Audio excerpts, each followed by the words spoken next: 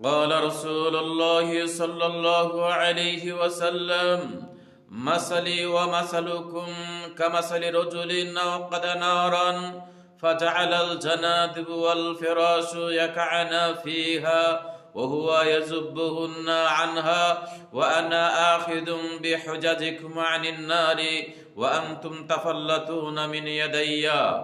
আল্লাহর নবী বিশ্ব নবী জনাবে মুহাম্মদ রাসূলুল্লাহ সাল্লাল্লাহু আলাইহি ওয়াসাল্লাম বলেন, আমার এবং তোমাদের দৃষ্টান্ত হচ্ছে ওই ব্যক্তির ন্যায় যেই ব্যক্তি আগুন ধরালো। আগুন যখন ধাও ধাও করে জ্বলছে তখন কীট পতঙ্গ পোকামাকড়গুলো সেই আগুনে ঝাঁপিয়ে পড়ছে, কিন্তু ওই ব্যক্তি পোকামাকড়গুলো বাঁচানোর চেষ্টা করছে, কিন্তু পোকামাকড়গুলো তাকে উপেক্ষা করে সে আগুনে পুড়ে মারা যাচ্ছে। আল্লাহর নবী বলেন, আমিও তোমাদেরকে জাহান্নামের আগুন থেকে বাঁচানোর জন্য কোমরে ধরে টানছি, তোমরা আমার হাত থেকে ছুটে গিয়ে তোমরা জাহান্নামে পতিত হচ্ছ। সম্মানিত উপস্থিতি, উক্ত হাদিসটি আপনি সহিহ মুসলিমে পেয়ে যাবেন, 2285 নম্বর হাদিস।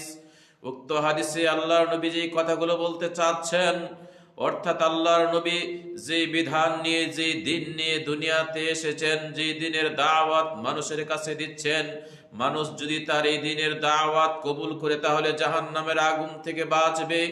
আর যারা তার দিনে এই দাওয়াতকে উপেক্ষা করবে, মানবে না, তারা জাহান্নামে পতিত হবে।